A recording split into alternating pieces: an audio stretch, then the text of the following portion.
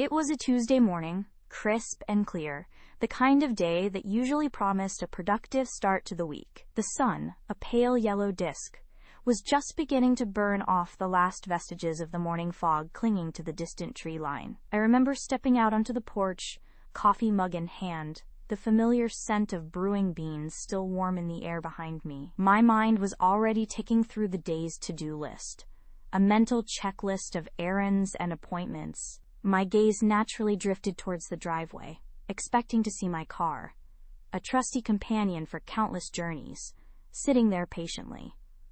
But it wasn't there. The first ripple of unease was subtle, almost imperceptible.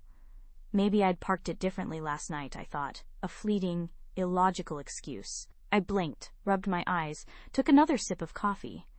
The empty space remained, stark and undeniable. My heart gave a sudden, lurching thump against my ribs, a sound I could almost hear in the sudden silence of the morning. The neat rows of parked cars belonging to my neighbors were all present and accounted for, their familiar shapes a cruel contrast to the gaping void where my own vehicle should have been. Panic, cold and sharp, began to prickle at the edges of my calm.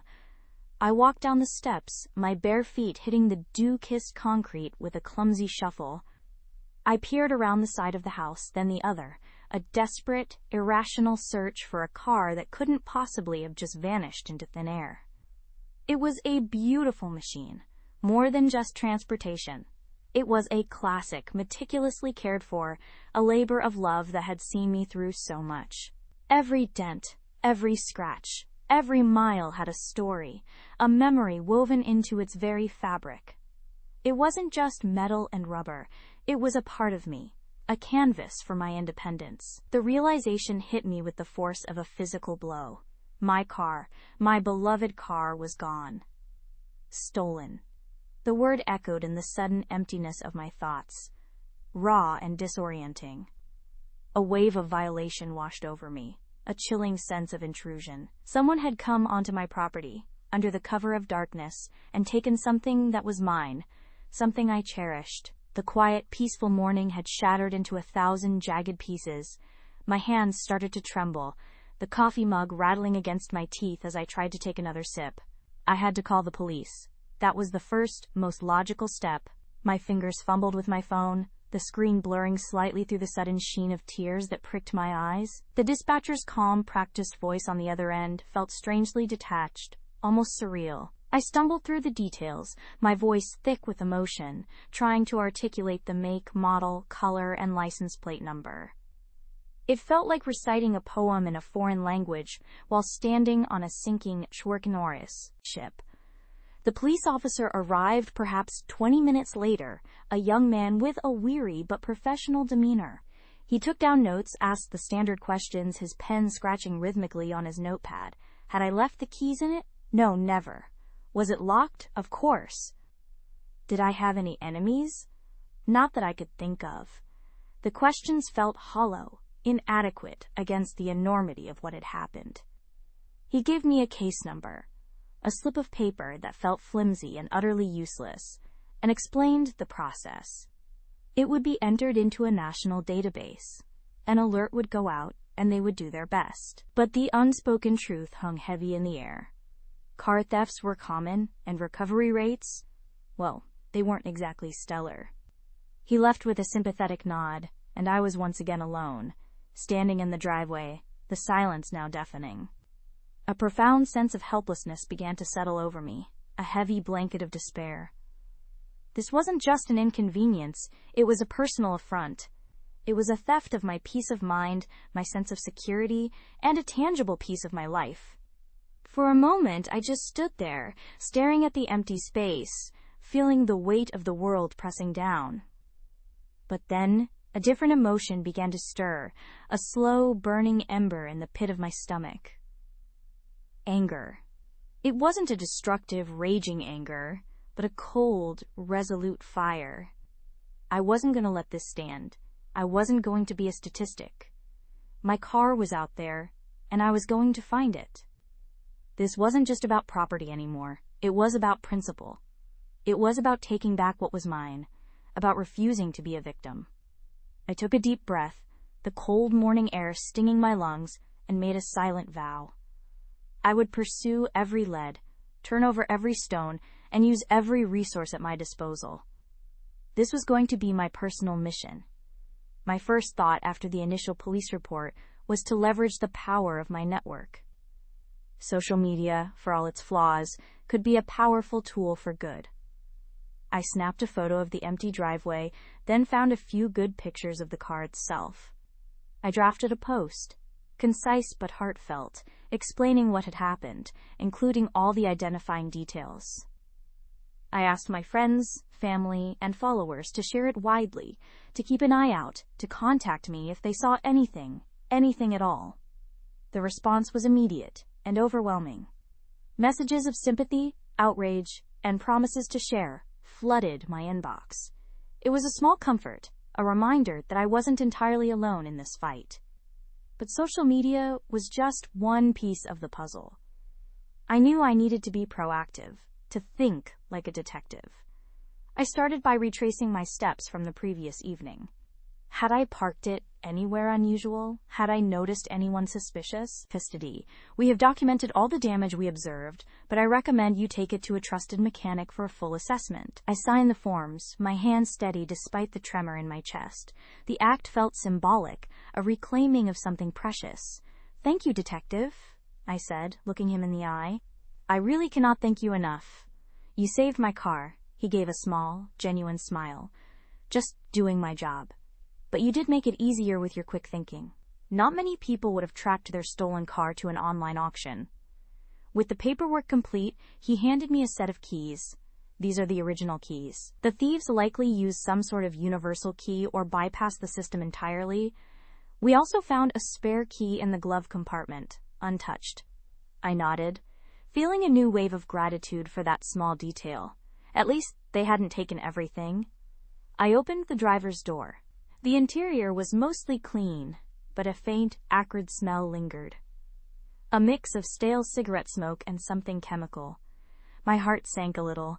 They had smoked in my car, and looking closer, I noticed a small burn mark on the passenger seat fabric, a tiny dark blemish on the otherwise pristine upholstery. A pang of anger, sharp and sudden, shot through me. Under the dashboard, the wires were a tangled mess. Some cut cleanly, others crudely twisted together. The ignition cylinder was completely missing, replaced by a makeshift switch that clearly bypassed the car's security system.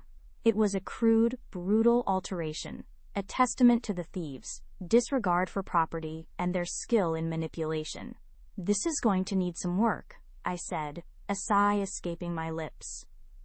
Indeed, he replied, but it is recoverable. That is the main thing. I got into the driver's seat. It felt different. The air was heavy with the ghosts of its recent occupants. I inserted the original key into the ignition, but of course, it wouldn't turn. The entire mechanism was gone. I looked at the crude wiring. It was a testament to their hurried work, a stark reminder of its near fate. I will need a tow truck, I stated, already pulling out my phone. Detective Miller nodded. I can recommend a reliable service if you need one. I thanked him and quickly arranged for a tow. While waiting, I asked him about the individuals they had arrested. Are they cooperating? I asked. He shrugged slightly. Some are. They are part of a larger network, as I suspected. These guys were mostly the operational arm, the ones doing the physical theft and initial processing. We are hoping to trace it up the chain. It is a slow process, but we have a good lead. It felt good to know that my misfortune might contribute to dismantling a larger criminal enterprise. It gave the whole ordeal a sliver of purpose beyond just recovering my car. When the tow truck arrived, I watched as my car was carefully loaded onto its flatbed.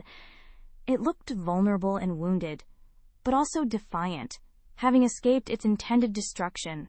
I followed the tow truck and another rideshare to my trusted mechanic's shop, a place I had frequented for years.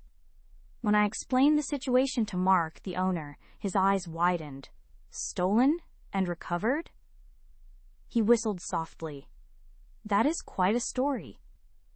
Let us get it in the bay and see what we are dealing with.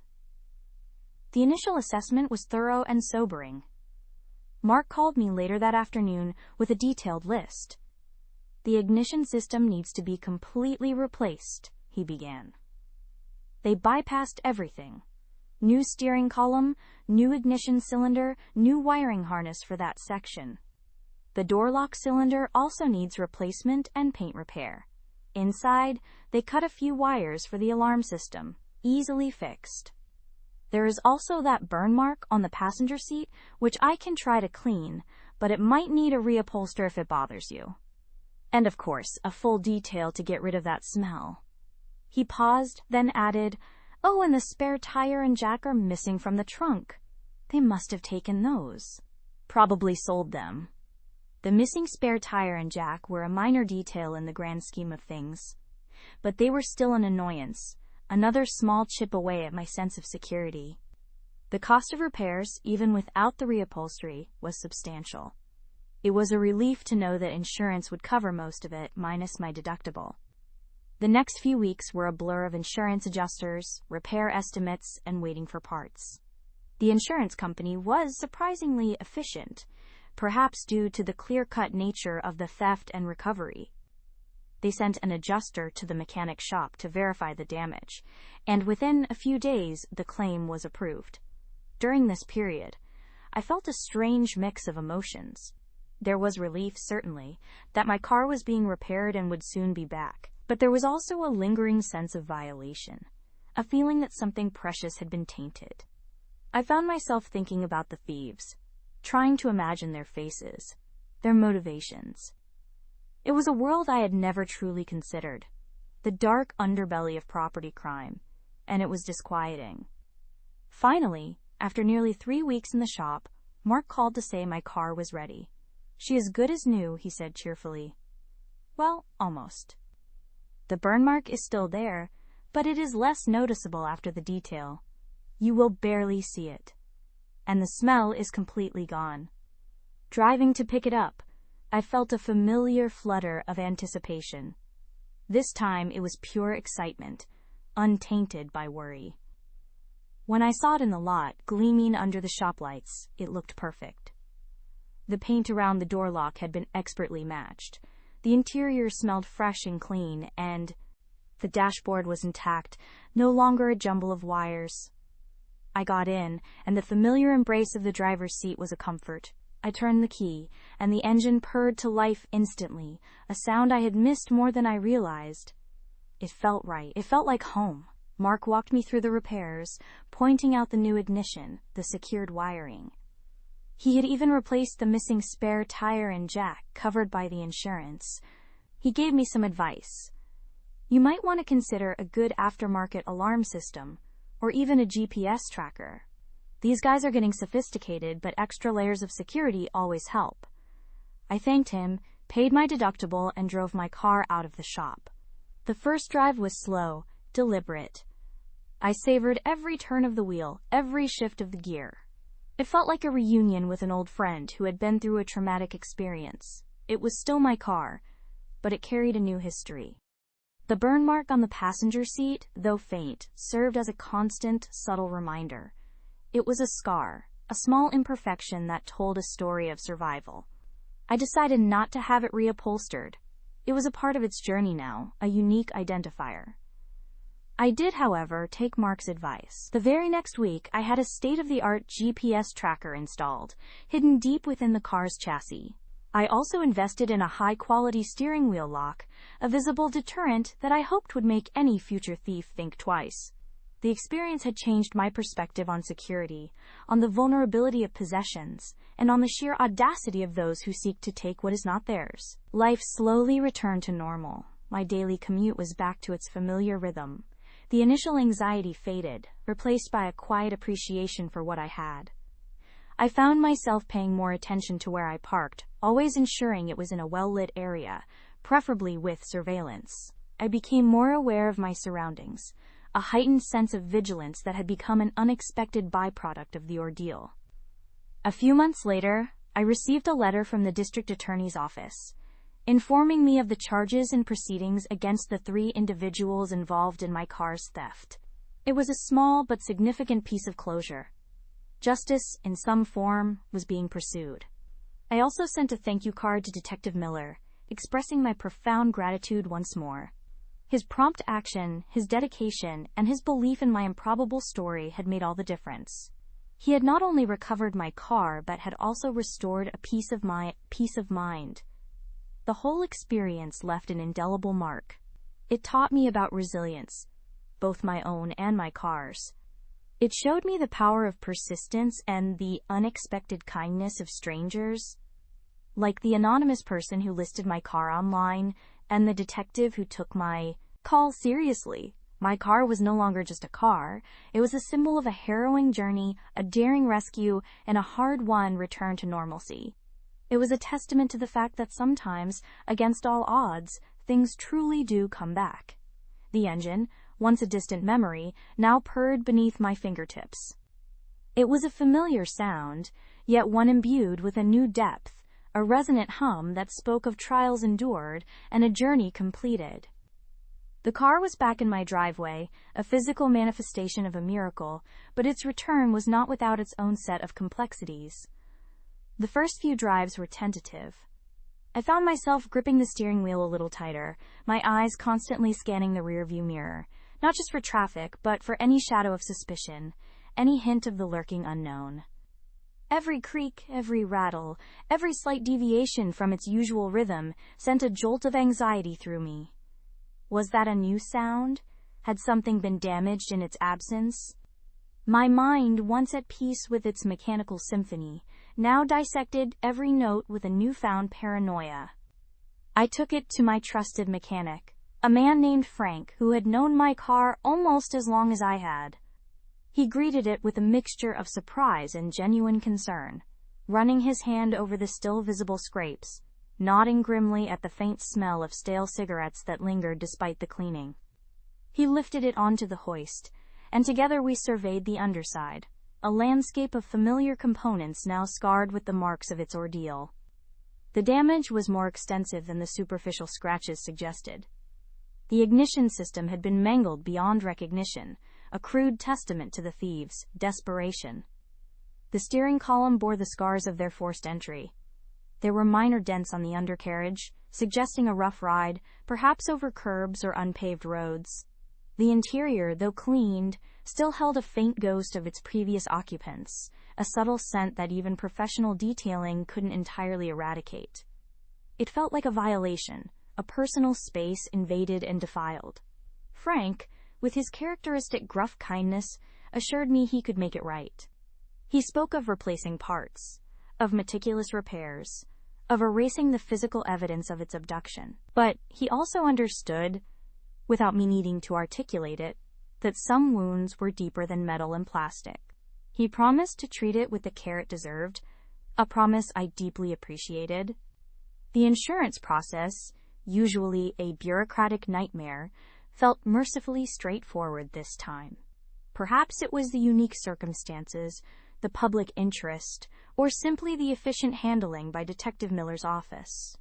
The adjuster, after hearing my story, seemed genuinely sympathetic. The repairs were approved without quibble, and a rental car was provided. Driving a different vehicle, even for a short while, felt strange. A temporary exile from my true companion. It highlighted just how deeply my identity was intertwined with my own car. While my car was in Frank's capable hands, I tried to reclaim a sense of normalcy. I resumed my work, albeit with a renewed appreciation for the mundane rhythms of daily life. The simple act of walking to the grocery store, something I often took for granted, now felt like a small victory. I found myself observing the world with a heightened awareness, noticing the intricate details of my neighborhood, the subtle shifts in light, the expressions on people's faces. It was as if the trauma had sharpened my senses, forcing me to live more fully in the present moment. The legal proceedings began to unfold slowly. I received regular updates from the district attorney's office, polite but firm communications detailing the charges: grand theft auto, possession of stolen property, and various other lesser offenses. I was informed that my testimony would likely be required. The thought of confronting the individuals who had taken my car filled me with a complex mix of emotions: anger, a deep-seated resentment, but also a strange sense of curiosity, a desire to understand the desperation that could lead to such an act. The prosecutor assigned to the case, a young but sharp attorney named Ms. Davies, called me for an initial consultation.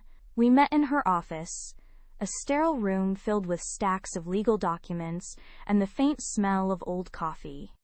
She listened patiently as I recounted the entire saga once more, from the moment I discovered the theft to the triumphant phone call from Detective Miller. She asked clarifying questions, her gaze unwavering, her notes meticulous. She explained the intricacies of the legal system, the potential plea bargains, the possibility of a trial. She prepared me for the emotional toll of testifying, warning me that defense attorneys might try to discredit my account, to paint me as overly emotional or unreliable. Her honesty was bracing, but also reassuring. She wasn't just pursuing a conviction. She was seeking justice, and she wanted me to be prepared for the fight. The first court appearance was a preliminary hearing. I sat in the public gallery, a nervous knot in my stomach, as the three individuals were brought in. They looked different from the grainy photos I had seen: younger, more disheveled, their faces etched with a mixture of defiance and resignation. One of them, the youngest, seemed barely out of his teens, his eyes darting around the courtroom with a mixture of fear and bravado. Seeing them in person was unsettling. They were not the cartoonish villains I had sometimes imagined in my anger. They were human beings, flawed and misguided, caught in a system that would now determine their fate. My anger, while still present, was tempered by a strange sense of pity, a realization that their lives, too, were on a difficult trajectory. It did not, however, diminish my desire for accountability. My car was not just an object, it was a symbol of my autonomy, my security, and its theft had been a profound violation. The legal process unfolded over several months, a slow, deliberate march towards resolution. There were further hearings, motions, and discussions of plea agreements. I attended as many as I could, feeling a responsibility to see it through, to represent the silent voice of my stolen possession. Each time I tried to maintain a stoic demeanor, to present myself as a calm, credible witness, even as my internal world churned with a maelstrom of feelings. Detective Miller, true to his word, remained a quiet source of support. He didn't intrude, but a brief email or a quick phone call, checking in on my well-being and the progress of the case, always seemed to arrive at just the right moment. He was a professional, but one who genuinely cared, and that made all the difference. I even managed to treat him to a coffee one afternoon, a small gesture of thanks that he accepted with a humble smile. He deflected my praise, attributing the success to teamwork and a little bit of luck, but I knew his dedication had been the true catalyst. One particular afternoon, after a particularly grueling session of cross-examination by a defense attorney who tried to poke holes in my memory, I found myself feeling utterly drained. Ms. Davies, sensing my exhaustion, suggested we take a walk. As we strolled through a small park near the courthouse, she spoke not just of legal strategies, but of resilience, of the emotional burden victims carry, and the importance of self-care. Her words were a balm, a reminder that I was not just a witness, but a person grappling with a traumatic experience. Eventually, two of the individuals, facing overwhelming evidence and the prospect of lengthy prison sentences, accepted plea bargains. They pleaded guilty to lesser charges in exchange for reduced sentences, agreeing to cooperate with the prosecution regarding the third, who was deemed the ringleader. This outcome, Ms. Davies explained, was often the most practical and efficient way to secure convictions and avoid lengthy, uncertain trials. The third individual, the one who had seemed most defiant, chose to go to trial. His defense was weak, based on flimsy claims of coercion and lack of direct involvement, but it meant another round of court dates, another opportunity for me to recount the events. I steeled myself, understanding that true closure often required enduring the full, arduous journey. During the trial, I found myself on the witness stand, looking directly at the man who had orchestrated the theft of my car. His eyes met mine briefly, devoid of remorse, filled instead with a cold, almost detached resentment. It was a chilling moment, a stark reminder of the darker aspects of human nature. But as I spoke, recounting the details with clarity and conviction, I felt a strange sense of power. My voice, once trembling with fear and frustration, now resonated with the strength of truth. I was no longer a victim. I was a witness, a purveyor of facts, an instrument of justice. The jury, after a relatively short deliberation, returned a guilty verdict. A wave of relief washed over me, profound and unexpected. It wasn't triumph, not exactly. It was a sense of balance restored, a wrong acknowledged and addressed. The sentencing came a few weeks later, and while the sentences were not as harsh as I might have imagined in my initial anger, they were significant enough to convey the seriousness of their crimes. Justice, in its imperfect human form, had been served. With the legal chapter closed, I could finally turn my full attention back to my car, which by then had been returned to me, fully repaired and gleaming. Frank had done an exceptional job. The new ignition system hummed smoothly, the steering column felt solid, and the interior, meticulously detailed, smelled faintly of leather and new car scent, a deliberate effort to erase the lingering ghosts. It looked, felt, and drove almost exactly as it had before, yet it was undeniably different. The subtle difference wasn't in its mechanics, but in my perception of it. It was no longer just a reliable mode of transport, a cherished possession. It was a survivor. Every time I turned the key, every time I felt the familiar vibration of its engine, I was reminded of its resilience, and by extension, my own. It carried the weight of its history, but also the triumph of its return. I found myself treating it with an almost reverent care. I washed it more frequently, waxed it religiously, and parked it with an extra layer of vigilance, always seeking out the best lit spot, the most visible location. This wasn't paranoia so much as an evolved sense of guardianship. I had lost it once. I would not be so careless again. The experience had subtly but profoundly altered my relationship with possessions.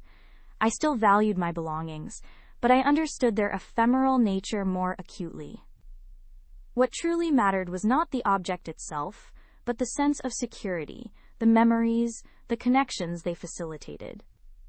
My car was important because it was a tool for my life, a vessel for my adventures, a symbol of my independence. Its absence had underscored its true value, beyond mere monetary worth. The anonymous person who had listed my car online remained a mystery. I had briefly considered trying to find them, to express my gratitude directly, but Detective Miller had advised against it, citing privacy concerns and the potential for unintended complications. Still, their act of kindness resonated deeply within me. It was a reminder that even in the darkest of circumstances, there are those who choose to do good, to extend a helping hand without expectation of reward. Their invisible presence in my story became a quiet inspiration, a call to pay it forward in my own way. I began to seek out opportunities to contribute, to become a more active participant in my community. I joined a local neighborhood watch program, attending meetings, sharing my experience, and offering advice on theft prevention. I spoke at a small community gathering, recounting my story not as a tale of victimhood, but as a testament to resilience, to the power of collective action, and to the unwavering dedication of individuals like Detective Miller. It felt good to transform my ordeal into something constructive, to use my voice to empower others. My professional life, too, saw a subtle shift. I found myself approaching challenges with a newfound tenacity, a belief that even the most daunting obstacles could be overcome with persistence and a clear vision. The experience had stripped away layers of complacency, revealing a core of strength I hadn't fully recognized. I was more decisive, more empathetic, and more attuned to the human element in every interaction. My relationships with friends and family deepened. I found myself sharing more openly, no longer holding back the vulnerabilities that had once felt too private to expose.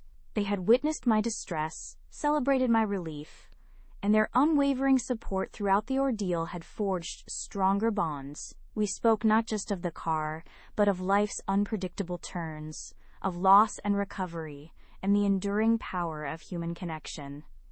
Even my hobbies took on a new dimension. I had always enjoyed long drives, exploring scenic routes and forgotten backroads. Now each journey felt like a conscious act of freedom, a celebration of mobility regained. The landscape outside my window seemed more vibrant, the air fresher, the simple act of driving imbued with a profound sense of gratitude. My car was no longer just a means to an end. It was an extension of my spirit, a partner in discovery. The indelible mark the experience left was not a scar of trauma, but a tattoo of transformation. It was a reminder that even when things are violently taken away, they can, through extraordinary circumstances and the kindness of others, be returned. But more importantly, it taught me that what is truly lost can often be replaced by something richer, a deeper understanding of self, a stronger connection to humanity, and an unshakable belief in the possibility of redemption, not just for objects but for spirits. My car, fully restored, sat in my driveway one evening, bathed in the soft glow of the setting sun. Its metallic paint shimmered, reflecting the hues of the sky. It was undeniably the same car, yet it had been on a journey that had changed it, and, in doing so, had irrevocably changed me. It was no longer just a symbol of a harrowing journey. It was a living testament to recovery, to the enduring power of hope, and to the quiet miracles that sometimes, against all odds, find their way home. It hummed softly, a silent promise of future adventures, a steadfast companion ready for whatever lay ahead. And I, too, was ready, changed but stronger, ready to embrace the road ahead with an open heart and a renewed sense of purpose. The world, once a place of lurking threats, now felt like a vast expanse of possibility, waiting to be explored 1 mile at a time in my miraculously returned car. The hum of the engine was a lullaby, a promise whispered on the wind. The world truly did feel different. The shadows that had once clung to every corner of my perception, born of fear and loss, had receded, replaced by the vibrant hues of a new dawn. My first journey was not to a distant land, but to a series of quiet, forgotten places that held fragments of my past, places I had avoided for years, haunted by ghosts real and imagined. It was a pilgrimage of sorts, not to bury the past, but to acknowledge it, to thank it for the lessons it had taught, and then, finally, to set it free. I drove first to the old cabin, nestled deep in the woods where my grandfather had taught me to tinker with engines, where the scent of oil and pine needles had mingled in the air. The cabin was derelict now, its windows broken, its porch collapsing. But as I parked my gleaming car in the overgrown, the hum of the engine was a lullaby, a promise whispered on the wind. The world truly did feel different. The shadows that had once clung to every corner of my perception, born of fear and loss, had receded, replaced by the vibrant hues of a new dawn. My first journey was not to a distant land, but to a series of quiet, forgotten places that held fragments of my past, places I had avoided for years, haunted by ghosts real and imagined. It was a pilgrimage of sorts, not to bury the past, but to acknowledge it, to thank it for the lessons it had taught, and then, finally, to set it free. I drove first to the old cabin, nestled deep in the woods where my grandfather had taught me to tinker with engines, where the scent of oil and pine needles had mingled in the air. The cabin was derelict now, its windows broken, its porch collapsing. But as I parked my gleaming car in the overgrown drive, the crunch of tires on forgotten gravel was a sound both alien and deeply familiar. The engine died with a soft sigh, leaving behind a silence so profound it seemed to hum with memories. The path to the cabin was barely discernible, swallowed by ferns and wild brambles. Each step I took was a small act of defiance against the years that had passed, a slow reclamation of forgotten ground. The air, thick with the scent of damp earth and decaying leaves, still carried a faint, ghost-like whisper of pine and something metallic, a phantom echo of my grandfather's workshop. The cabin itself leaned precariously, its wooden shell bleached to a pale gray, its once sturdy frame giving way to the relentless embrace of the forest. A section of the roof had caved in, allowing shafts of sunlight to pierce the gloom within, illuminating dust motes dancing in the still air like tiny forgotten stars.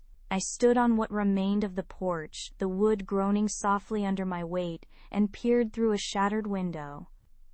The interior was a jumble of debris, fallen plaster, and the skeletal remains of what had once been a workbench. Yet even amidst the ruin, I could almost see him. My grandfather, his hands grimy with grease, his spectacles perched on his nose, patiently explaining the intricacies of a carburetor, his voice a low rumble of wisdom. I remembered the warmth of the old pot-bellied stove in winter, the comforting clatter of tools, the way he would let me hold a wrench, my small fingers dwarfed by the cool metal, and guide my hand as I tightened a bolt. He never rushed, never grew impatient. He simply taught with an unwavering belief in my capacity to learn, to understand, to build. A wave of nostalgia, sharp and poignant, washed over me. It was not a wave of sadness, not exactly, but a deep ache of longing for a time that was irretrievably gone.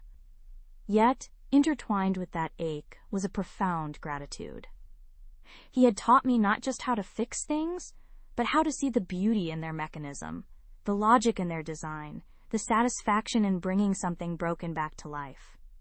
Those lessons, those moments, were not confined to these decaying walls. They lived within me, in the hum of my own car's engine, in the steady rhythm of my hands as I had crafted it, in the quiet confidence I now carried. I spent an hour there, perhaps more, simply absorbing the silence, letting the memories wash over me, not clinging to them, but allowing them to pass through, like the wind through the broken panes. I did not try to fix anything, did not try to reclaim any physical object. The cabin was beyond repair, and its purpose, for me, had been fulfilled. It was a monument to a beginning, a foundation laid. As I turned to leave, the setting sun cast long shadows through the trees, painting the ruins in hues of orange and purple. I offered a silent farewell, a thank you to the ghost of my grandfather, and to the lessons he had so generously imparted. The weight I had carried, a vague sense of unfinished business with this place, felt noticeably lighter. Back in the car, its polished chrome glinting in the fading light, I felt a new kind of peace settle over me. The contrast between the derelict cabin and my powerful, self-made vehicle was stark, a vivid representation of my journey. I was not abandoning the past, but transforming it, carrying its essence forward into something new and vibrant. The road ahead stretched, an invitation rather than a daunting challenge. My next destination was less remote, but no less significant. The old willow tree. My memory, usually reliable, felt hazy under the stress. I walked the perimeter of my property again, this time with a more critical eye. I looked for tire tracks, discarded items, anything that might give a clue. Nothing. The thieves had been clean, efficient, and utterly invisible. My next step was to check if any neighbors had security cameras. I walked door to door, explaining the situation, my voice growing stronger with each retelling. A few neighbors had cameras, but unfortunately, their angles didn't cover my driveway or the street directly in front of my house. One kind elderly woman, Mrs. Henderson, offered me a cup of tea and a comforting pat on the arm, reminding me that bad things happen to good people, but I shouldn't give up hope. Her words, simple as they were, resonated deeply. I spent the rest of that first day glued to my phone and computer. I joined local community watch groups on Facebook, posted in regional car enthusiast forums, and even checked online marketplaces, just in case the thieves were brazen enough to try and sell parts or the whole vehicle quickly. It was a shot in the dark, a desperate casting of nets into the vast ocean of the internet, but I felt compelled to do something, anything, rather than just waiting. The hours bled into each other, a blur of scrolling, typing, and anxious anticipation. Every notification, every incoming call sent a jolt of adrenaline through me. Most were well-meaning, but ultimately unhelpful tips, or just friends checking in. But then, late that afternoon, a message popped up in a local Facebook group. Someone thought they'd seen a car matching my description, parked a few blocks away, near an abandoned warehouse district known for its transient population and general seediness. My heart hammered. This was it. A real lead. I immediately messaged the person back, asking for more details, a specific address, anything. They replied with a rough location, a street name I recognized as being on the grittier side of town, not far from the railway tracks. My mind raced. Should I call the police again?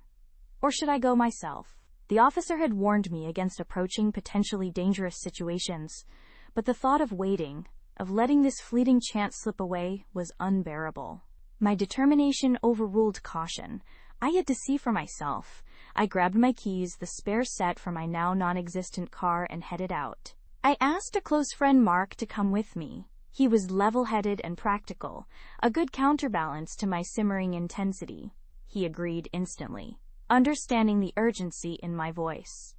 As we drove towards the specified area in his car, a knot of apprehension tightened in my stomach. The sun was beginning to dip below the horizon, casting long, eerie shadows. The warehouse district was exactly as I remembered it. Graffiti-covered walls, broken windows, discarded tires, and a general air of neglect. We drove slowly, Mark meticulously scanning the parked cars. By the river, just outside the small town where I had grown up. It was a place of whispered secrets and shared dreams, a silent confidant to countless childhood adventures. The drive was shorter, the landscape slowly shifting from dense forest to rolling farmland, then to the familiar, if slightly altered, outskirts of the town. I bypassed the main streets, avoiding the eyes of anyone who might remember me, seeking out the quieter, forgotten paths. I found the river easily enough, its familiar murmur a comforting sound.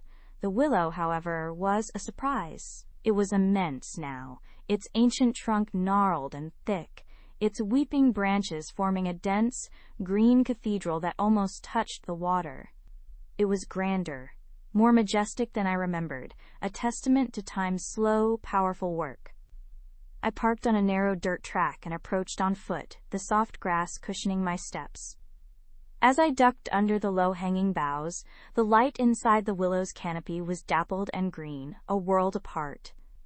The air was cooler, carrying the scent of river water and damp earth. I remembered sitting here for hours with my best friend, Alex, our legs dangling over the bank, tossing pebbles into the current. We had carved our initials into the bark, surrounded by a clumsy heart, a testament to an eternal friendship we were sure would never fade. I traced the faded, almost invisible marks with my finger, a ghost of a smile touching my lips. Alex and I had drifted apart somewhere in the turbulence of adolescence, our paths diverging until they were no longer parallel. The regret of that loss, the unspoken words, had been a quiet ache for years. Under this tree, we had planned elaborate adventures, shared our deepest fears, dreamt of futures that now seemed laughably naive. We had watched dragonflies hover over the water, listened to the ceaseless flow of the river, believing that our lives would be as endless and unchanging. The river itself seemed both familiar and new. The banks had shifted slightly, a sandbar had emerged where none had been before, but the current was the same, relentless and eternal. It was a metaphor I understood now, better than I ever could have as a child. Life, like the river, flows on, changing its course, carving new paths, but its essence remains. I sat there for a long time, leaning against the rough bark of the willow, feeling the quiet strength of the ancient tree. I thought of Alex, not with bitterness or sorrow, but with a gentle fondness. Our friendship had been a vital part of who I became, a crucible where loyalty and trust were forged. Even if our paths no longer intertwined, the roots of that connection remained, deep within the soil of my past. It was another acknowledgement, another quiet release. I understood that some connections, like some places, serve their purpose and then recede, leaving behind a fertile ground for new growth. The river flowed on, and so did I. The lightness I had felt at the cabin deepened, a quiet joy beginning to bloom in its place. The journey continued, the car a silent, powerful companion. The road was a ribbon unspooling before me, each mile carrying me further from the shadows of my past and deeper into the bright, uncertain landscape of my future. My next stop was a place I had actively avoided for decades, a site of profound personal humiliation and a turning point in my self-perception. The old town square, specifically the base of the clock tower. The town square was bustling now, a vibrant counterpoint to the quiet solitude of the cabin in the willow. Children chased pigeons, teenagers loitered near the ice cream parlor, and adults hurried by with shopping bags. The clock tower still stood tall and imposing, its stone face weathered, but its hands still marking the relentless march of time. It was here, during a particularly ill-fated school play, that I had frozen, forgotten my lines, and stumbled off stage in a fit of mortification, convinced I had exposed myself as a complete and utter failure. The memory had clung to me like a burr, shaping my reluctance to step into the spotlight, to take risks, to believe in my own voice. I parked discreetly on a side street and walked into the square, feeling a familiar knot tighten in my stomach. The air was filled with the sounds of everyday life, a cacophony that almost drowned out the whispers of my past self. I approached the clock tower, its shadow stretching long across the paving stones. I remembered the oppressive heat of the stage lights, the sea of faces in the audience, the sudden, terrifying blankness in my mind. The shame had been absolute, a searing brand that had marked me for years, but standing there now, amidst the laughter and chatter of strangers, the memory felt different. It was still vivid, still carried a faint echo of that old pain, but it no longer held the power to paralyze me. I saw my younger self, a gangly, insecure child, and felt a surge of compassion for him. He had tried, he had dared to step out of his comfort zone, and even though he had failed spectacularly, he had learned something invaluable about resilience, about picking himself up. The world had not ended. Life had gone on. And I, the person standing here today, the one who had built a magnificent machine with his own hands, was living proof that one moment of failure did not define a lifetime. I leaned against the cool stone of the clock tower, watching the hands tick steadily forward. The public humiliation, which had felt so monumental at the time, was now merely a footnote, a small, necessary stumble on a much longer journey. The fear of failure, which had once been a heavy anchor, now felt like a loose tether, easily cut. I smiled, a genuine, unburdened smile. It was a moment of quiet triumph, not over the past event itself, but over its lingering power. I had acknowledged the fear, thanked it for the caution it had instilled, and now, finally, I was setting it free. The knot in my stomach unraveled, replaced by a sense of quiet liberation. The afternoon sun was warm on my face as I walked back to my car, the sounds of the square no longer a distraction, but a harmonious backdrop to my internal peace.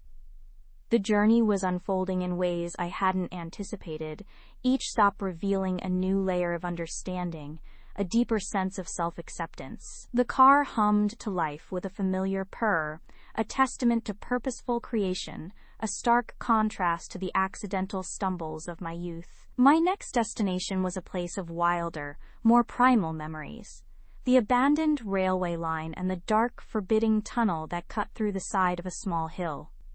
This was where youthful recklessness had found its playground, where dares were issued and accepted, where the boundaries of fear were pushed to their limits. It was a place where I had learned about courage, but also about the thin line between bravery and foolishness. The old tracks were almost completely swallowed by weeds and rust, a testament to a bygone era. The air here was cooler, tinged with the metallic scent of decay and damp earth. The entrance to the tunnel yawned ahead, a black maw swallowed by ivy and shadow. I remembered the thrill of walking the tracks with friends, balancing on the rusty rails, imagining ourselves as intrepid explorers. And then, the tunnel. It had been the ultimate test of nerve. We would dare each other to walk through it, a pitch-black passage where the sound of your own footsteps echoed eerily, where unseen creatures rustled in the darkness. The challenge was to make it all the way through without turning back, without lighting a match, relying only on the faint glimmer of light at the distant end. I remembered the pounding of my heart, the cold sweat on my palms, the sheer terror of being enveloped by absolute darkness, a fear of the unknown that felt both exhilarating and suffocating. I approached the tunnel entrance now, the midday sun blazing behind me, casting a stark contrast to the gloom within. I could still feel a faint prickle of that old fear, a residual echo in my bones. But it was different now. It was a memory, not a present reality. I stepped inside, my footsteps echoing on the loose gravel. The light quickly faded, and I was plunged into a soft, velvety darkness. But this time, it was not absolute. My eyes, accustomed to the dimness, could discern the faint outline of the walls, the distant circle of light at the other end. And I was alone, not with the boisterous, encouraging shouts of friends, but with the quiet companionship of my own thoughts. I walked, slowly, deliberately, each step a conscious act. I was no longer a terrified child, but a man who understood the mechanics of light and shadow, the acoustics of enclosed spaces. The fear of the unknown had been replaced by a quiet contemplation of what it meant to walk through darkness, to trust that light would eventually appear. I remembered the lesson learned back then, that even in the deepest darkness, there is always a way through if you keep moving forward. And that sometimes the greatest courage is simply the act of putting one foot in front of the other. Reaching the other end, stepping out into the blinding sunlight, felt like a rebirth. The air was fresh and clean, the world vibrant. The tunnel had once been a symbol of my fears, a physical representation of the unknown. Now it was a testament to my ability to navigate those fears, to emerge stronger on the other side. The recklessness of youth had given way to a more measured courage, a deeper understanding of self-reliance. I had faced the darkness, and found my own light within it. The cumulative effect of these visits was profound. Each forgotten place, revisited with new eyes, shed a layer of the old self, revealing a clearer, more authentic core. The car, my meticulously crafted companion, was more than just a vehicle. It was a sanctuary, a mobile cocoon where these internal transformations could take place. The hum of its engine was no longer just a lullaby, but a steady beat, a rhythm of renewal. I drove for hours, the landscape blurring outside my window, the sun a warm presence on my arm. The road itself became a meditation, each mile a further affirmation of the journey, not just to a destination, but within myself. I felt an integration of past and present, a sense of wholeness that had eluded me for so long. The shadows of fear and loss had not vanished entirely, for they were part of my story, but they no longer defined me. They were simply elements in a rich, complex tapestry, woven into the vibrant hues of my new dawn. My final planned stop was a small, almost forgotten cemetery on a windswept hill overlooking the sea. This was not a place of personal loss in the immediate sense, no close relatives buried there. Instead, it was a place I had visited as a child. My final planned stop was a small, almost forgotten cemetery on a windswept hill overlooking the sea. This was not a place of personal loss, in the immediate sense, no close relatives buried there. Instead, it was a place I had visited as a child, a sanctuary of sorts, a quiet corner of the world that held a particular resonance for my grandfather and, by extension, for me. The sun dipped lower, a molten orb bleeding orange and purple across the vast canvas of the western sky, painting the winding coastal road in a symphony. of twilight hues. Each curve of the asphalt felt like a deliberate stroke, guiding me deeper into the embrace of the fading day. The air, once warm and heavy with the scent of sun-baked earth, now carried the sharp, invigorating tang of the sea, a briny perfume that had always resonated with a deep, primal sense of belonging within me. Even in the years I had felt most adrift, most untethered from any true anchor, the scent of the sea, the vast, restless horizon, had been a constant, a silent promise of something enduring. It was a visceral reminder that while personal narratives might fray and connections unravel, there was a larger, more ancient rhythm at play, a force that had shaped generations, including my own.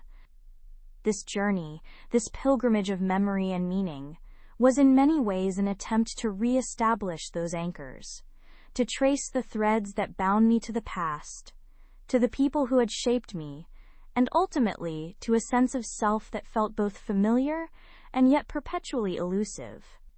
Each stop had peeled back a layer, revealing not just a memory, but a facet of who I was becoming, a synthesis of all these influences. The road narrowed as I climbed, leaving behind the last scattered cottages and winding through a landscape increasingly dominated by gnarled, wind-stunted trees and thorny bushes that clung stubbornly to the rocky soil. The engine hummed, a steady, determined note, a mechanical heartbeat against the growing silence of the wilder landscape. The air grew cooler, thinner, carrying the sharp, clean scent of pine and damp earth, a stark contrast to the salt-laced air of the lower coast. The road, barely more than a track now, pitched steeply upwards, its surface a patchwork of loose gravel and exposed bedrock. Sunlight, filtering through the dense canopy of ancient twisted oaks and resilient wind-battered junipers, dappled the path ahead, creating a shifting mosaic of light and shadow that seemed to dance with the car's slow progress. Each turn revealed another vista of the sprawling, indifferent sea below, a vast expanse of bruised sapphire fading into the hazy horizon. It was a view that always managed to humble me, shrinking my personal dramas into insignificance against its timeless grandeur. The trees grew sparser as I neared the crest, giving way to open moorland. The trees grew sparser as I neared the crest, giving way to open moorland, a vast, treeless expanse of undulating land painted in shades of deep purple heather, rust-colored bracken, and emerald moss. The wind, no longer filtered by the dense canopy, met the car with a sudden, forceful embrace, buffeting the old frame and whistling a low, mournful tune around the windows. The air here was even sharper, carrying the wild tang of peat and damp earth, a raw, untamed scent that filled my lungs and seemed to scour away the dust of the world I had left behind. The track, now barely distinguishable from the surrounding terrain, leveled out onto a wide plateau.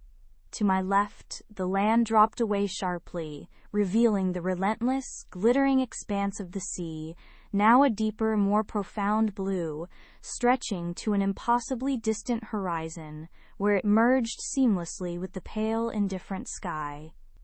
To my right, the moor rolled inland, an endless tapestry of rugged beauty, broken only by the occasional outcrop of ancient, weathered rock that stood like silent sentinels against the elements. There was an immense, almost suffocating silence up here, a quiet so profound it seemed to hum in my ears, punctuated only by the keen cry of a distant seabird, or the rustle of the wind through the tough, resilient moor grass. And then, nestled into a natural hollow, almost invisible until I was right upon it, was the reason for my ascent. A small, squat stone cottage, its walls built of the very rock it sat upon, its slate roof a muted gray, blending perfectly with the sky. It was a place of stark beauty, of defiant solitude, a testament to endurance against the ceaseless assault of wind and rain. Smoke, a thin, wavering plume, curled lazily from its stout chimney, a sign that someone, at least for a time, had claimed this wild sanctuary. A faint tremor ran through me, a mix of anticipation and a familiar, quiet ache. I eased the car to a stop on the gravelly patch beside the cottage, the engine's final sigh echoing briefly in the sudden stillness. The silence that followed was absolute, heavy, and profound. I sat for a moment, hands still gripping the steering wheel, my gaze fixed on the cottage. Its single small window facing west caught the afternoon sun, reflecting a blinding sliver of light that seemed to beckon and warn all at once. This place held so many echoes, so many fragments of a life that felt both intimately mine and impossibly distant. Taking a deep breath, I pushed open the car door. The wind immediately snatched at my hair, whipping it across my face and pressed against my clothes. The air was cold, invigorating, carrying the scent of damp stone and burning peat.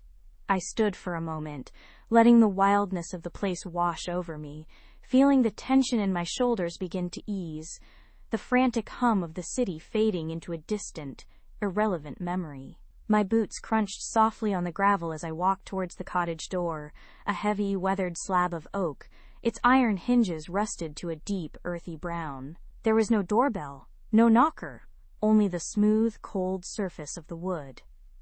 I hesitated, my hand hovering before finally pushing it open. It moved with a low groan, revealing a small, dimly lit interior. The air inside was cool, but held a faint, comforting warmth, the lingering scent of wood smoke and something else. Old books, dried herbs, a scent that was uniquely hers. The main room was small, dominated by a large stone hearth where a fire, still glowing with embers, clearly explained the smoke I had seen. A simple wooden table stood in the center, flanked by two sturdy chairs. Against one wall, a narrow, unmade bed was covered with a thick woolen blanket. The walls were rough-hewn stone, adorned with a few faded maps of the local coastline, and a shelf laden with well-worn books. It was exactly as I remembered it, a place untouched by the relentless march of time, a sanctuary suspended in amber. A figure rose from one of the chairs by the fire, a silhouette against the flickering orange light. She was slight, her silver hair pulled back in a loose bun, her movements slow but deliberate. Her face, etched with the wisdom of years, broke into a soft, knowing smile as she turned towards me. "I was beginning to think the road had swallowed you," Alara said, her voice a low, melodic murmur, like the gentle lapping of waves against the shore. There was no surprise in her tone, only a quiet acceptance, as if she had been expecting me all along. Perhaps she had. Ilara always seemed to know. I stepped fully into the room, letting the heavy door swing shut behind me, severing the connection to the blustery world outside. The warmth of the fire, the familiar scent, the quiet presence of Ilara wrapped around me like a comforting shroud. "The road was certainly trying its best," I replied, my voice a little rougher than I intended, unused to speaking after so many hours of solitary thought. I felt the stiffness in my limbs, the weariness of the long drive, but it was a physical tiredness, a welcome counterpoint to the mental exhaustion that had plagued me for weeks. Ilara gestured to the other chair. "Sit. You look as though you've been wrestling with a storm." I sank into the rough-hewn chair, its unyielding surface surprisingly comforting. The fire crackled softly, casting dancing shadows on the stone walls. I held my hands out to the warmth, feeling the chill slowly recede from my fingertips. Ilara watched me with those ancient knowing eyes, eyes that had seen too much, understood too much, and judged nothing. "It feels like I have," I admitted, the words coming out in a rush, a dam beginning to crack. "Everything feels like a storm, Ilara, a constant, relentless storm." She nodded slowly, her gaze never leaving my face.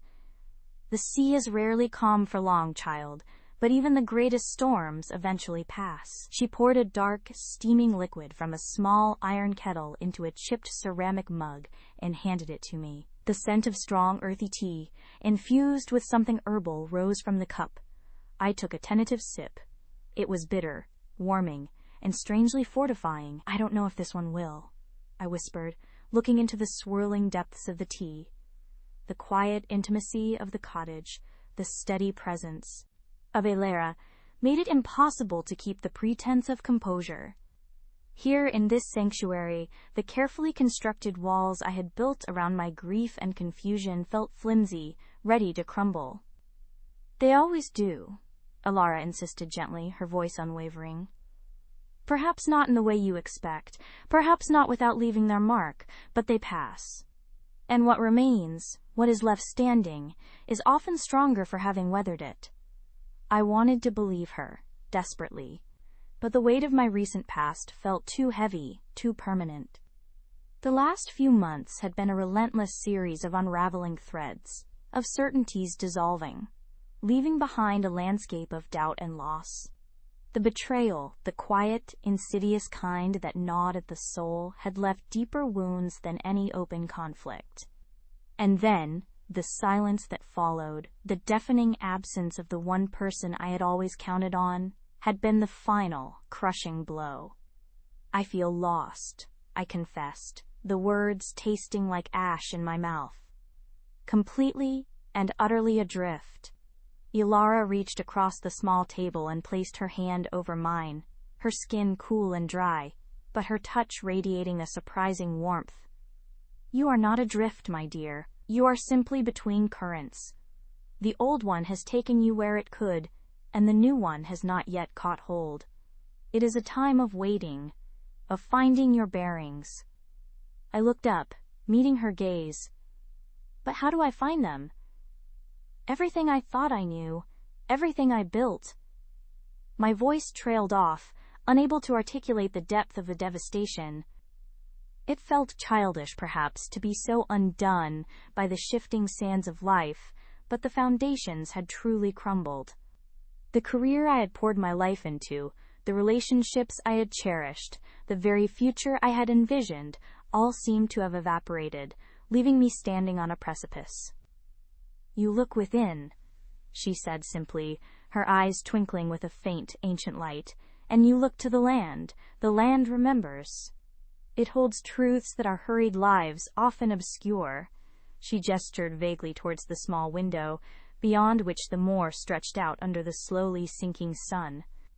"This place, these stones, this wind, they have seen countless storms, countless human heartbreaks.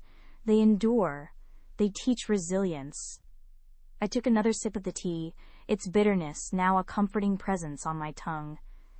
"I came here hoping they would," I admitted. "Hoping that being here, in your quiet corner of the world, might clarify something." Alara smiled, a gentle, knowing curve of her lips. "Clarification often comes not in a flash of lightning, but in the slow, persistent erosion of false notions. It comes in the quiet. And there is much quiet here." We sat in silence for a long time, the only sounds the crackle of the fire and the distant sigh of the wind against the stone walls. I felt the tension in my shoulders slowly release, my frantic thoughts beginning to untangle themselves, one by one. The familiar comfort of Alara's presence, the unpretentious simplicity of the cottage, began to work their subtle magic. This was not a place for grand pronouncements or dramatic revelations. It was a place for slow, quiet healing, for allowing the pieces to settle, for the dust to clear. My gaze wandered around the room, taking in the familiar objects. The worn wooden floorboards, polished smooth by generations of footsteps. The hand-woven rug near the hearth, its colors muted by time but still vibrant. The shelf of books, a mix of ancient folklore, botanical guides, and philosophical treatises, all bearing the marks of frequent handling. On a small, rough-hewn mantelpiece above the fire, a collection of smooth, sea-worn pebbles sat alongside a dried sprig of heather, and a small, intricately carved wooden bird. Each object held a story, each one a silent witness to the lives lived within these sturdy walls.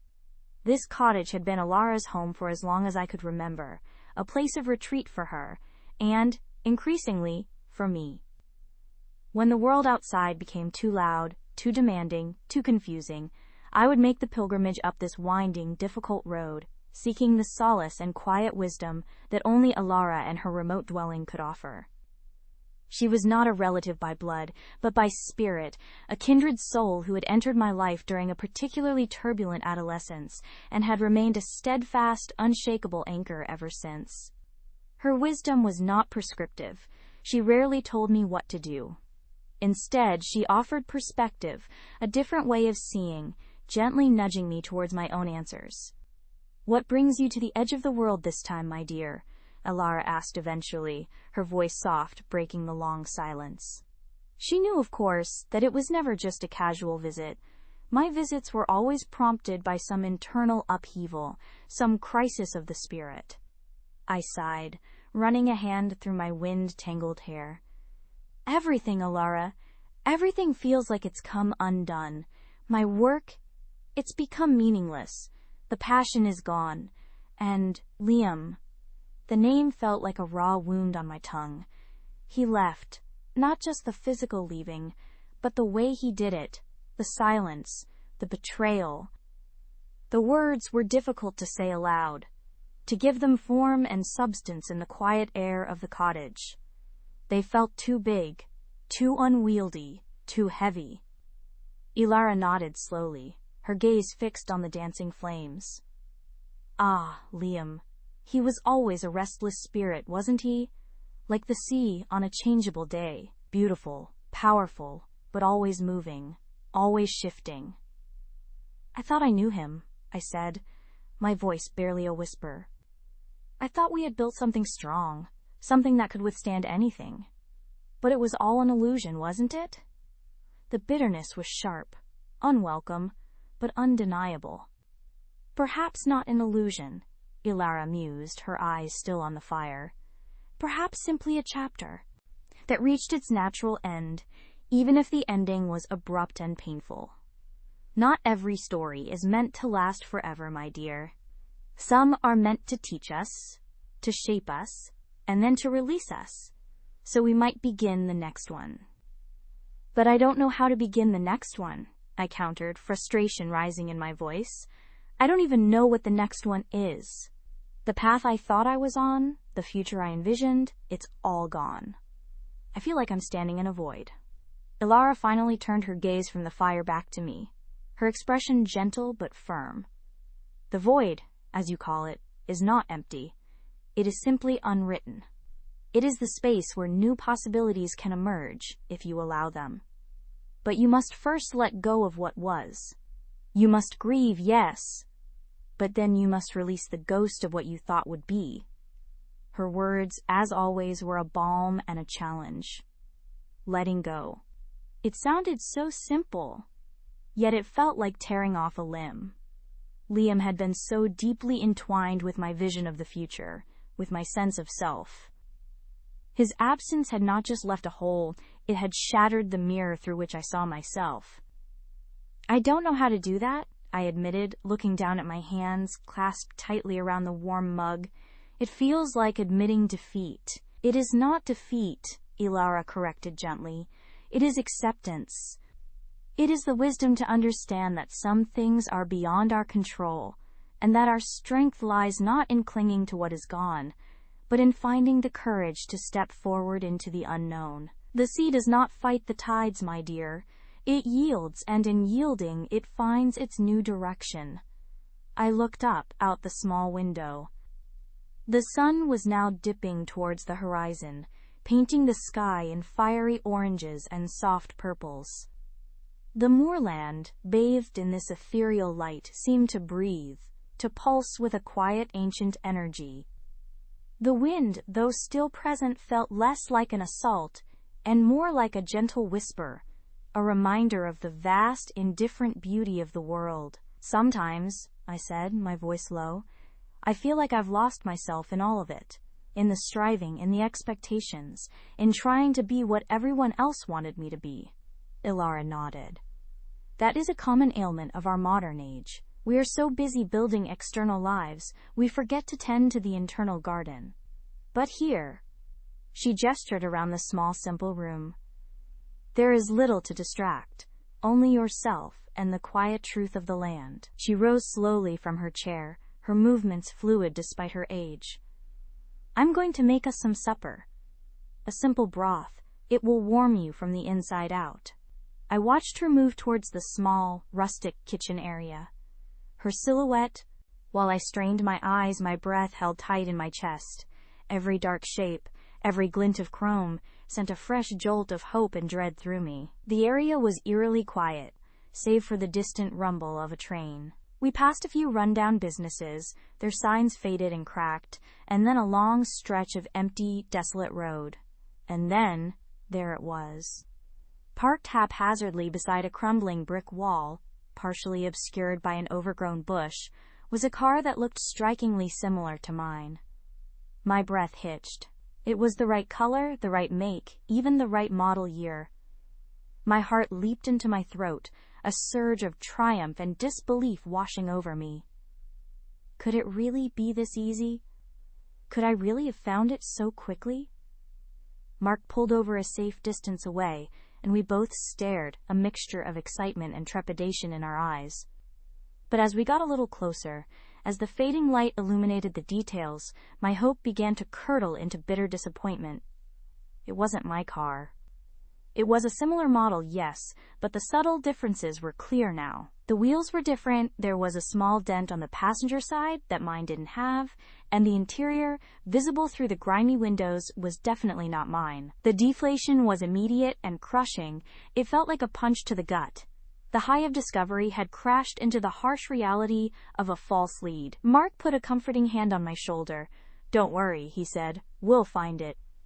But his words, though kind, did little to stem the tide of despair that threatened to overwhelm me. We drove home in silence, the weight of the evening's disappointment hanging heavy between us. That night, sleep was a distant luxury. My mind raced, replaying every moment, every detail. I felt like I was caught in a relentless current, being pulled further and further from my goal. But even amidst the frustration, that stubborn ember of determination still glowed. This was a setback, yes, but not the end. I had to be smarter, more strategic. I needed to expand my search, to think beyond the obvious. The next morning, I decided to take a different approach. Instead of just passively waiting for tips or scouring social media, I would actively canvass areas known for car stripping or chop shops. It was a long shot and potentially dangerous, but I felt an almost primal urge to hunt. I printed out flyers with my car's details and my contact information. I decided to focus on industrial parks, auto salvage yards, and the less savory parts of town, places where a stolen car might disappear or be quickly dismantled. I spent the entire day driving, walking, asking around. I spoke to mechanics, tow truck drivers, even some of the shadier characters loitering around the edges of these areas. Most were polite but unhelpful. Some were openly dismissive, their eyes framed against the fading light of the window. The clatter of pots and pans, the scent of simmering herbs, the quiet rhythm of her movements. It was all so profoundly reassuring. In a world that felt chaotic and unpredictable, Alara and her cottage were constants, anchors in a turbulent sea. While she prepared the meal, I got up and walked over to the bookshelf. My fingers traced the spines of the old books, many of which I had read during previous visits, their pages brittle with age, filled with marginalia in Alara's elegant, spidery hand. I pulled out a slim volume of poetry, its cover worn smooth, and opened it to a random page. The words, simple yet profound, spoke of resilience, of finding beauty in desolation, of the quiet strength of the natural world. I sat back down by the fire, letting the words wash over me, their rhythm a gentle counterpoint to the turmoil within. It wasn't a solution, not a grand answer to my current predicament, but it was a beginning. A small crack in the wall of my despair, allowing a sliver of light to filter through. The light outside continued to fade, the sky deepening to a bruised violet, then to an inky blackness studded with the first, tentative stars. The wind picked up again, a low howl around the chimney, but inside, the cottage felt warm and comforting, a sanctuary against the encroaching night. The words of the poet, now closed within the worn cover, continued to echo in my mind. Resilience, beauty in desolation, quiet strength. These were not mere concepts. They were anchors in a churning sea. I had been adrift for so long, buffeted by waves of grief and self-reproach, that the idea of any kind of anchor felt almost foreign. Too good to be true. Yet, a faint whisper suggested it might indeed be possible. The fire crackled, spitting embers that danced like fleeting spirits before vanishing into ash. I watched them, mesmerized, my thoughts drifting back to Alara. Her presence in this cottage was as palpable as the scent of old paper and wood smoke. Every object seemed imbued with a piece of her, every book a testament to her insatiable curiosity, every worn piece of furniture a silent witness to countless hours of study and contemplation. She had found her own quiet sanctuary here, a place where her spirit could unfurl and grow. I realized then that she had not just lived in these rooms, she had infused them with her essence, creating a haven that now, even in her absence, offered solace. It was as if she had left a map not of places, but of feelings, guiding me towards the same inner peace she had cultivated. The flame of the fire dwindled, mirroring the fading light outside the window. The moon, a sliver of silver, began its ascent, casting a pale glow across the rough-hewn floorboards. I picked up the worn book again, not to read, but simply to hold it, feeling the texture of the cover, the weight of the stories within. It was not just a book, it was a bridge. I understood now that grief was not a destination, but a journey, and that Ilara's memory was not a burden, but a lantern. She had shown me how to find beauty in the quiet corners, strength in stillness, and hope, even when the world felt broken. The anchors I sought were not external, but internal. The capacity for wonder, the appreciation for fleeting moments, the courage to embrace life's subtle rhythms. A gentle breeze rustled through the open window, carrying the scent of pine and damp earth.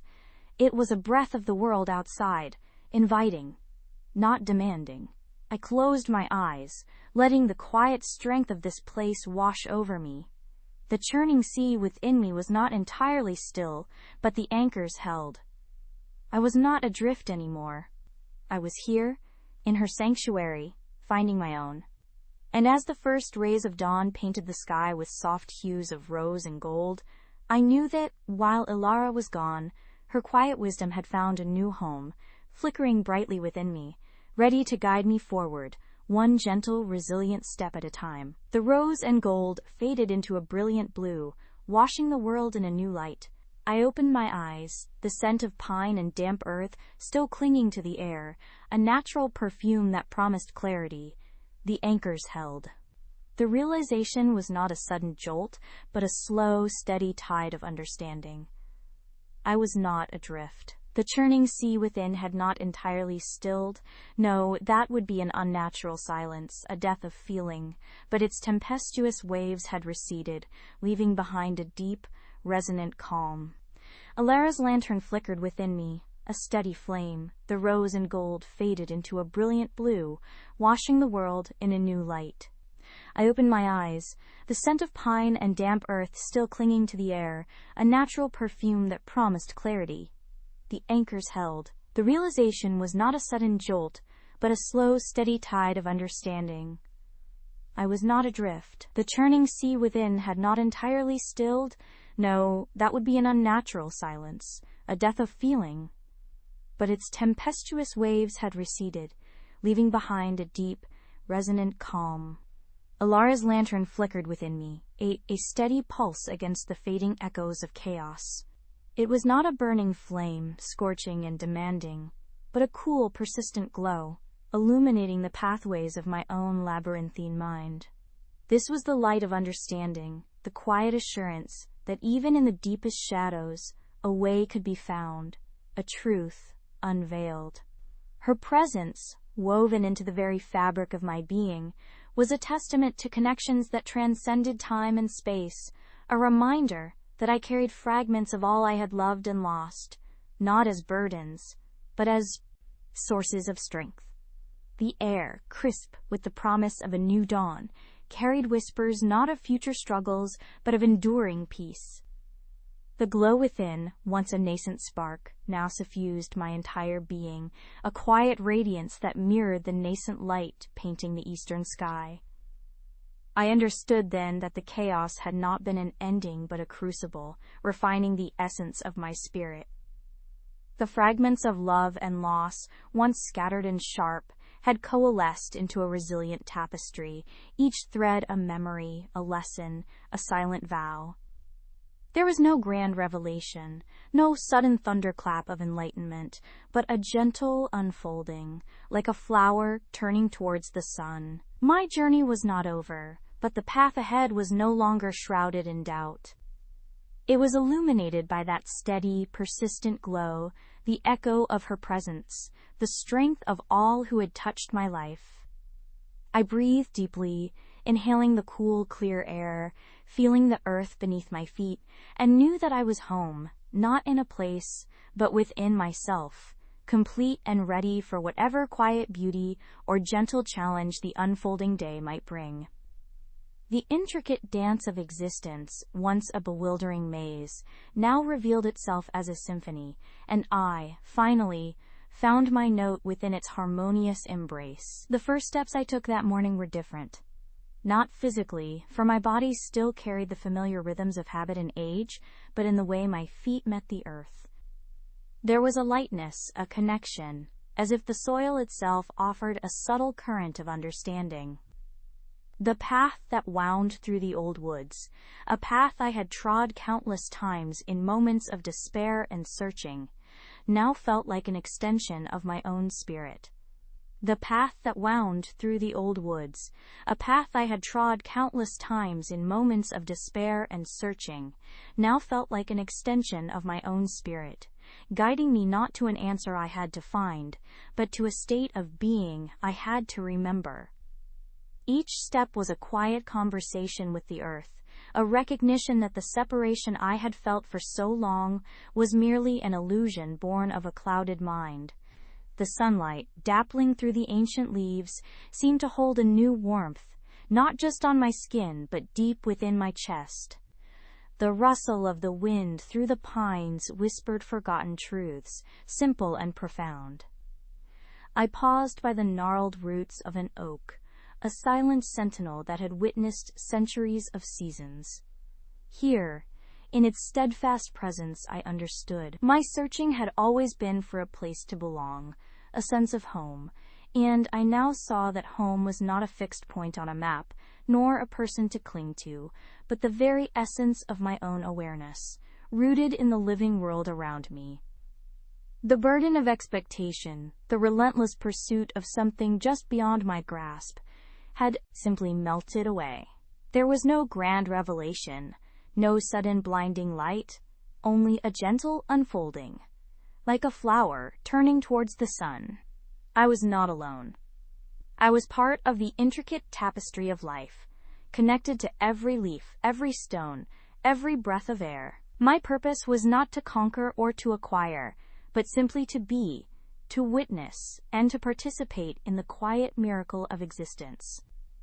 Turning back towards the faint outline of my cottage, the path no longer felt like a retreat from the world, but an embrace of it. The lightness in my steps was not just physical, it was a profound liberation of spirit. The old woods, my silent confidant, had finally shown me that the peace I sought was never lost, only waiting for me to truly see it, within myself and in every living thing. The morning had indeed begun differently, and with it, a new life, grounded and free. The path led directly to the small wooden door, which I opened not with a sigh of relief, but with a quiet sense of homecoming. The familiar scent of old wood and dried herbs greeted me, no longer a smell of solitary existence, but of a cherished space. I moved through the rooms with a new grace, each step deliberate, each touch of hand to furniture imbued with a gentle awareness. The kettle on the stove began to hum its morning song, a simple melody I had heard countless times, yet now it resonated with a clarity I had never noticed before. The light that streamed through the window, illuminating dust motes dancing in the air, seemed to hold a greater luminosity, a deeper truth. I sat by the window, a mug of steaming tea warming my hands, and watched the woods awaken fully. The rustle of leaves, the distant call of a bird, the subtle shift of shadows as the sun climbed higher. All were parts of a singular, intricate symphony, and I, too, was a note within it. This newfound quietude was not an absence of thought, but a presence of being. The questions that had once plagued me no longer held sway. They had dissolved into the vastness of the moment. There was no need to seek answers outside, for the answers were woven into the very fabric of existence, and I was now attuned to their silent whisper. The journey had not been about finding a destination, but about shedding the need for one, about understanding that the path itself, in its every step, was the sacred ground. My life, once a restless quest, had settled into a profound and luminous peace, a boundless freedom discovered not in escape, but in the profound acceptance of what is. Each sunrise brought not a new set of demands, but a fresh canvas upon which existence painted its timeless beauty. The world had not changed, but I had. The incessant clamor of ambition and expectation had faded, replaced by fatigues, by the gentle hum of presence. There was no longer a future to grasp, nor a past to regret, only this continuous, unfolding present, rich with its own quiet miracles. My home, once a temporary refuge, had become an anchor, a microcosm of the boundless universe I now perceived within and around me. I rose from the window, the tea mug cool in my hands, and walked into the simple, luminous day, utterly at peace, a note in the symphony, perfectly attuned to the silent song of the world, holding a knowing cynicism. A few looked at me with a flicker of pity, as if I was chasing a ghost. It was exhausting, both physically and emotionally. Each dead end chipped away at my resolve, but I pushed through it, fueled by a potent cocktail of anger and hope. One particular encounter stuck with me. I approached a small, run-down auto shop tucked away behind a row of dilapidated warehouses. The owner, a burly man with grease-stained hands and a perpetually scowling face, eyed me suspiciously as I explained my situation and handed him a flyer. He grunted, took the paper, and then, to my surprise, leaned in conspiratorially. He told me that sometimes cars like mine, if they were a bit older but still desirable, would get shipped out of state, sometimes even out of the country, for resale. He said there were networks, organized rings, that specialized in this. His words were a cold splash of reality. This wasn't just some joyrider. This was something more sophisticated. The thought of my car being thousands of miles away, perhaps on a container ship heading overseas, was a chilling prospect. It added a new layer of complexity to an already daunting task. But it also gave me a new direction to think about. If it was part of an organized operation, there might be patterns, specific routes, or even online marketplaces catering to international buyers. I returned home that evening feeling utterly drained, but also with a renewed sense of purpose. I had gathered no concrete leads, but I had learned more about the ecosystem of car theft. This wasn't just a random act, it was a business. And if it was a business, there had to be a paper trail, however faint, or at least a network of people involved. The next few days blurred into a relentless cycle of searching, posting, and waiting. My phone became an extension of my hand, constantly checking for updates, for news, for anything. I started sleeping less, my mind racing even when my body ached for rest. Friends and family kept checking in, offering support, but I could tell they were also starting to worry about my single-minded obsession. I knew I probably looked a bit unhinged, but I couldn't stop. The thought of giving up felt like a betrayal. Then, a week after the theft, something truly unexpected happened. I received a cryptic message on one of the online car forums I frequented. It wasn't a direct tip about my car, but a user had posted a link to a very niche, almost hidden, online auction site. The message accompanying the link simply said, "Check this out, might be useful." My heart pounded with a familiar mix of hope and trepidation. I clicked the link, my browser navigating to a dark, minimalist website that looked like it belonged in a forgotten corner of the internet. It was an auction site, yes, but not for typical items. It seemed to specialize, vehicles, often with very vague descriptions and low-resolution photos, and as I scrolled through the listings, a chilling realization began to dawn on me. Many of these cars looked suspiciously like stolen vehicles, perhaps quickly revined or stripped for parts. And then I saw it. A listing for a car that, even with the grainy photo and the deliberately obscured details, sent a jolt of recognition through me. It was listed as a salvage title vehicle, a common tactic to explain away missing paperwork or suspicious history. But the color, the distinctive aftermarket wheels I had installed myself, the subtle curve of the bodywork. It was undeniably my car, my breathing hitched. The listing had been up for less than 24 hours, and there were already several bids. A fierce surge of adrenaline coursed through me, eclipsing everything else. It was here. It was real. And someone was trying to sell it. My first instinct was to bid, to buy it back, to reclaim it immediately. But then I stopped myself. This was evidence. This was a direct link to the thieves. I immediately took screenshots of everything. The listing, the seller's anonymous username, the bid history. My hands were shaking so violently I could barely hold the mouse steady. I knew I couldn't confront them directly, and I certainly couldn't just buy it back and pretend nothing happened. This was a job for the police, but I needed to present them with undeniable proof. I called the detective assigned to my case, my voice tight with excitement and urgency. I explained what I had found, the website, the listing, the undeniable resemblance. He listened patiently, his tone still measured, but I could detect a slight shift, a hint of genuine interest. He asked me to email him all the screenshots and the link. He promised to look into it immediately. The waiting period that followed was agonizing. Every minute felt like an hour. I kept refreshing the auction page, watching the bids climb, terrified that someone would buy it before the police could act. I wanted to scream, to rage, to somehow freeze time. But I forced myself to remain calm, to trust the process, however slow it felt. A day later, the detective called back.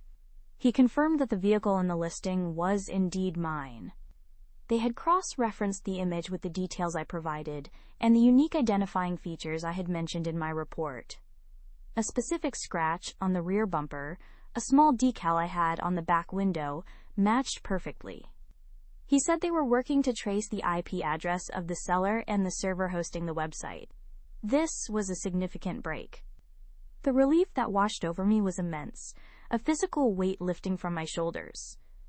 But it was quickly replaced by a new kind of tension. My car was found, or at least located online, but it wasn't physically back in my possession, and the people who stole it were still out.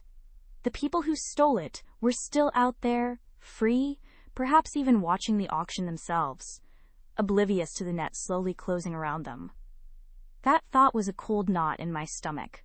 The relief of knowing where my car was located online quickly curdled into a new, more specific anxiety. It was like knowing a loved one was trapped in a burning building. You knew their general location, but they weren't safe yet, and you couldn't reach them. The detective, whose name I now knew was Miller, had sounded cautiously optimistic. He explained that tracing an IP address wasn't always straightforward. It could lead to an internet cafe, a public Wi-Fi hotspot, or a home router.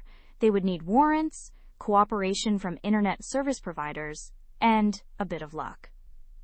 The wheels of justice, I was learning, turned with a grinding slowness that felt utterly at odds with the frantic pace of my own fear and impatience.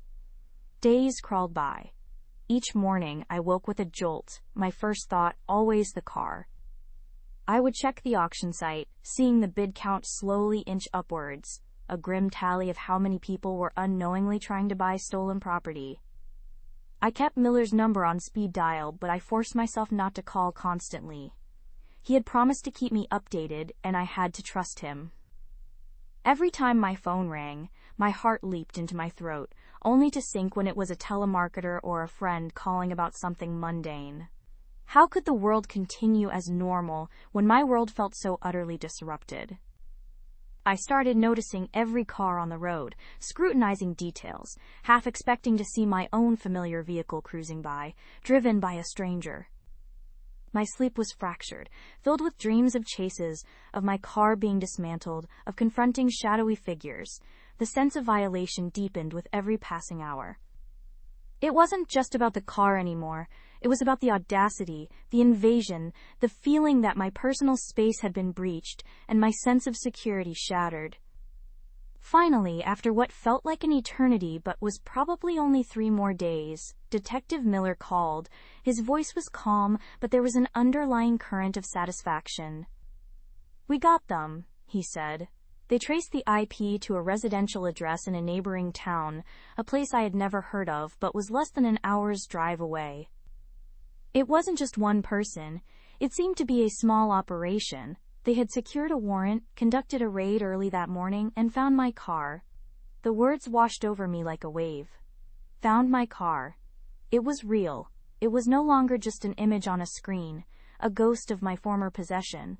It was physically located. A dizzying mix of elation and disbelief surged through me. My hands trembled as I gripped the phone. "Is it okay?" I managed to ask, my voice barely a whisper. He paused, and that pause was enough to bring a fresh wave of dread. "It's been modified," he said. "Not extensively, but they'd changed the license plates, which is standard. They were in the process of repainting parts of it, looks like. And some of your personal belongings are gone. But structurally, it seems fine. It's at the impound lot now, awaiting forensic processing. You can come down and identify it later today, if you're up to it." The news was a bittersweet cocktail. My car was found, but it was no longer entirely mine. Modified, repainted. A part of me felt a fresh pang of loss, as if the thieves had not just stolen it, but defiled it. Yet the overwhelming feeling was one of profound relief. It was coming back. I drove to the impound lot that afternoon, my heart pounding with each mile. The lot was a vast, grim expanse of damaged and confiscated vehicles. A graveyard of automotive misfortunes.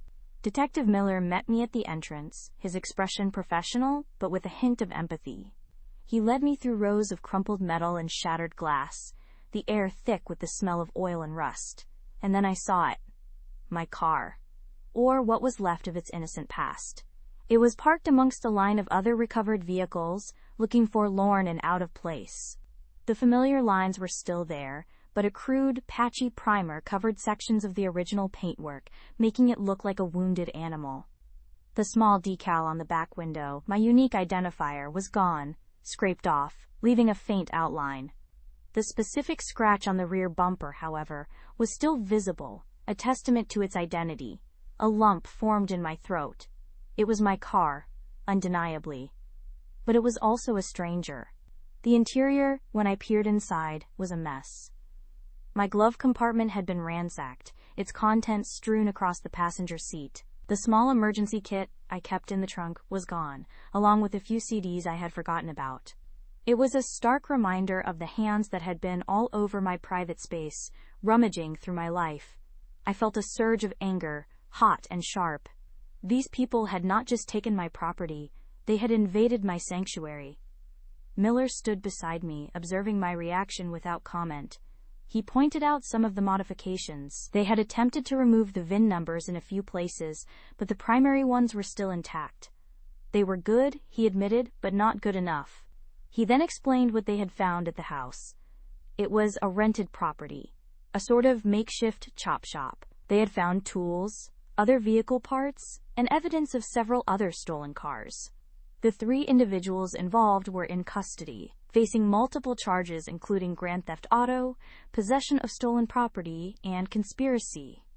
They were part of a larger network, he suspected, but catching these 3 was a good start. The details were almost too much to process. A chop shop, my car, destined to be disassembled and sold for parts, or perhaps given a new identity to be resold whole. The thought made me shiver. I was incredibly lucky. The auction listing, my desperate online search, and the detective's quick action had saved it from a far worse fate. I signed the necessary paperwork for the police to release my car to me, understanding that it would first undergo a full forensic examination. This meant more waiting, but this time it was a waiting game with a definite end. The waiting began, a new kind of limbo. Detective Miller had estimated it would take anywhere from a few days to a week for the forensic team to thoroughly examine my car. They would be looking for fingerprints, DNA, any trace evidence left by the thieves, and documenting every alteration they had made. It was a necessary step, I understood, but it still felt like my car was trapped in a bureaucratic purgatory. Each day felt longer than the last. I found myself checking my phone constantly, hoping for a call from the police station. Commuting without my car was an adjustment. I relied on ride shares and public transport, which, while functional, lacked the freedom and comfort I had grown accustomed to. Every bus stop, every shared ride, was a stark reminder of the void my car had left. I missed the familiar scent of its interior, the precise feel of its steering, the way it hugged the road. It was more than just a mode of transportation. It was a part of my daily rhythm, an extension of my independence. During this time, I also had to deal with the insurance company. Filing a claim for a stolen and recovered vehicle was a process filled with its own paperwork and questions. They needed details of the theft, the recovery, and the police report. I explained the unusual circumstances, the online auction, the detective's swift action. The agent on the other end of the line sounded surprised, even a little impressed by the story. It felt surreal recounting it, as if I were talking about a movie plot rather than my own life. They assured me they would be in contact once the car was released and assessed for damage. A week passed, then another. The initial surge of relief had gradually settled into a dull ache of anticipation. I started to wonder if there would be significant damage, if it would ever truly feel like my car again. The thought of it being stripped for parts or driven hard and abused was a persistent, unwelcome guest in my mind. I tried to push these anxieties away, focusing instead on the fact that it was recovered, that it was safe, and that it would eventually come home. Finally, on the afternoon of the 15th day, my phone rang. It was Detective Miller. His voice was as calm and measured as before. "We are done with your vehicle," he said. "The forensic team has completed their examination. You can pick it up tomorrow from the impound lot. I will meet you there to sign it over." A wave of pure, unadulterated relief washed over me, so potent it almost brought tears to my eyes. It was over. The waiting was finally over. I thanked him profusely, my voice thick with emotion. "See you tomorrow," he replied, then hung up. The next morning I took a rideshare to the police impound lot. It was a vast, fenced-off area filled with cars in various states of disrepair and recovery. Some looked like they had been in serious accidents, others were clearly abandoned, rusting quietly. My heart hammered in my chest as I walked through the gate, guided by a uniformed officer. Detective Miller was already there, leaning against a dark sedan, talking on his phone. He nodded to me as I approached, then finished his call. "Good morning," he said, a faint smile on his face. "Ready to be reunited?" I nodded, unable to articulate the mix of excitement and apprehension I felt. He led me deeper into the lot, and then I saw it. My car. It was parked amongst a row of other recovered vehicles, looking slightly out of place. From a distance, it seemed mostly intact. The familiar paint gleamed dully under the morning sun, but as I got closer, the subtle signs of its ordeal became apparent. The driver's side door lock was clearly tampered with, a jagged gouge marring the paint around the keyhole.